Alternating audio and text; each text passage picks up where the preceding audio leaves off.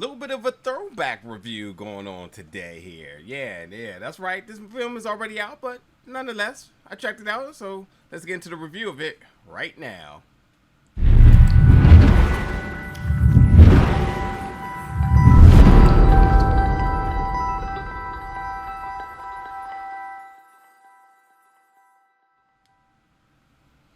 What's up, everybody, and welcome back to the channel today for another review. Today we're going to be reviewing the film Nicole, which is available now, which can be found on Amazon Prime Video.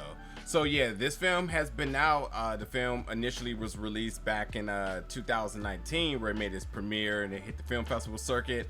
Obviously has distribution, and yes, it's available right now on Amazon Prime Video. And I was asked to check this film out, and here I am. And you know, no matter if it came out a while ago, somebody says check out a film, yeah, I'm gonna check it out. But yeah, I checked this film out, and I definitely have some thoughts. So the first thing that instantly jumps out to you with this film, Nicole, is it's noir, shot in black and white, and that's always a bold statement in doing so. And anytime anybody ever has a film in noir, my brain starts to think like, well, why did you pick this? And typically for me, when you go noir, you're kind of, it's kind of correlated with your lead protagonist, antagonist, depending on the film, their personality. And I feel like noir gives such a, you know, very subtle, mysterious feel to it. And that's what this character Nicole is. Nicole, who is played by Tamika Shannon, I was suspicious about her character the entire time. Her voice, very monotone, obviously because the title of the film is Nicole, so you're knowing something's up with her. Then it's a noir, but yeah, she's like a very mysterious character, not easy to read. And then once you start to see traits of her personality, something, you know, with alcoholism, she's clearly an alcoholic. She has these really dead stares, this family photo that she keeps referring to at times, and you know, there's clearly some undermining mental health issues. So like, you know, I got my detective hat on, I'm like, what's up with her? So I'm keeping close attention to, and obviously the whole thing with being noir, I was like, what's up with her? Why are we going this route with the film? So that's the first part of this film. The other part of the film is that you have John, played by Stephen Wesley Green, who personality is a complete 360 of hers. So the dynamic between the two of them is very, it's almost like static, because it's clashing, it's working. So you know, I think even their dynamic makes the viewers uncomfortable, because it's a hard read, because like they, you know, she's, I don't even know what to really make of her life, but John is out here dating. He's out here, you know, hitting all the dating apps, and he's not trying to settle down. So you understand his character, and then you're like, well, you know why he's interested in her, but why is she interested in him? Because she seems to be very self-reserved. She clearly doesn't want anybody in her space, and she's clearly dealing with something, and her vice is alcohol. So it was an interesting thing. I was like, well, what's up with the two characters? But as the film progressed, you know, there were some laughable moments. There were some moments where the film gets very gory.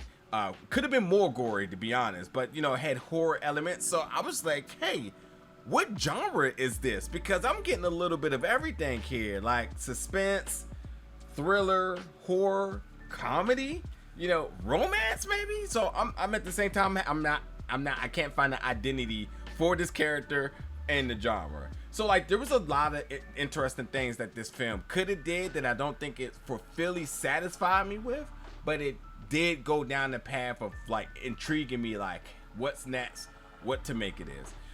With that being said too, there was moments where I was like super invested into the story, into the character, and there was sometimes it kind of fizzled from me, because I guess, you know, with your lead being kind of a hard read, I guess is the best way to go about it.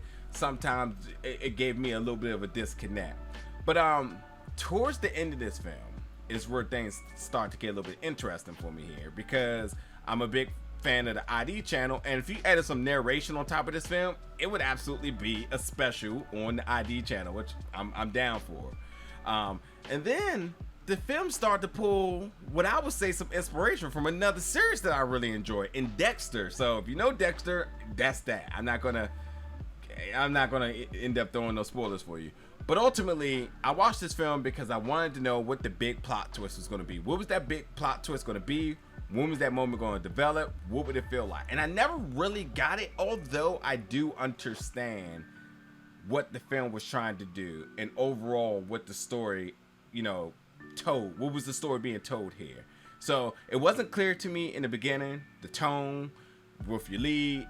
It was a hard read, but I stayed through it and I definitely got what it was trying to accomplish. And the biggest thing with this film is that it never wanted to get heavy and it never wanted to get very deep and serious. So that's why the comedy's in there.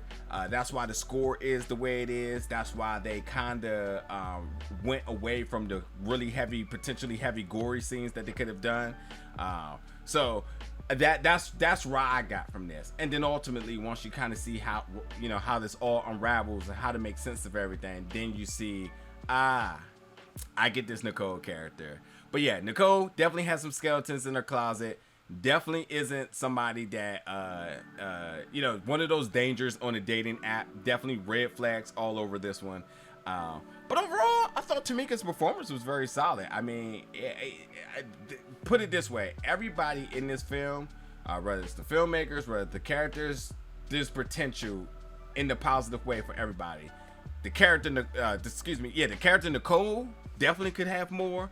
I definitely see where they can go forward with this. This was an independent film, lower budget, so I definitely see the potential of growth with this film and with this character.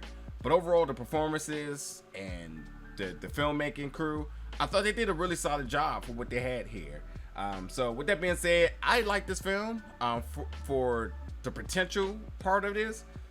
As far as what the film is right now, there's parts I liked about it, parts I didn't like, parts I was interested in, parts I wasn't interested in. So I didn't hate it, didn't love it, but I thought it was entertaining and I'm intrigued. So intrigued with every aspect of this. I want to see where some of these actors and actresses and projects going forward.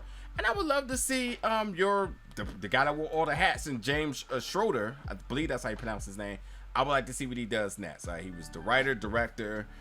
He wore all the hats here. So. But yeah, definitely check this film out. It's available now. Nicole is on Amazon Prime. Jump in the comments, let me know your thoughts about this. It's been on the film festival circuit. It's been out for a while, so maybe you already had a chance to check this out. Jump in the comments, let me know. If you haven't, go check it out and then come in the comments and let me know. But as always, folks, thank you so much for checking out this review, and I'll see you around for many more. Now look, since the film is out, I'm going to explain to you my interpretation of the ending of this film, Nicole. Now, here's the thing. This is clearly the make of a psychopath or even maybe a sociopath, because there's clearly checks in both of those categories for her in the development of what's to be a very problematic person here. But the big thing is between the noir and between things becoming color. Noir, I think, is her reality. I think when things become in color, the film becomes in color, I think that's when she is in her what we'll call her happy place, when she feels, I don't know, at her best. That's why we see her family, her mom and dad, alive, because they're clearly dead at the cemetery where she took flowers to. And then we see John, who she clearly Dextered, alive, cooking for her, happy, and so on. So she's clearly having some mental issues where, she's just living in two different realities. Again, signs of being a sociopath or a psychopath. So the pictures that she paint in blood is clearly her victims, and she happens to be talented in doing so. That's why she shows a picture of the three of the people that she's killed who are alive but clearly dead at the final dinner. So if this is what's going to end up being the beginning of something, we're going to see Nicole go on a spree. I mean, clearly things are going to catch up to her as we see a piece of John ends up floating in this pond where everybody's at. So trouble is going to be looming for her soon. But yeah, I think this is a no-brainer. It's not a mystery. I think everybody should truly understand what was happening at the end of this film. But I just want to give my 2 cents on that really quick. But yeah, that's the complete spoiler of the conclusion and the ending explained of this film.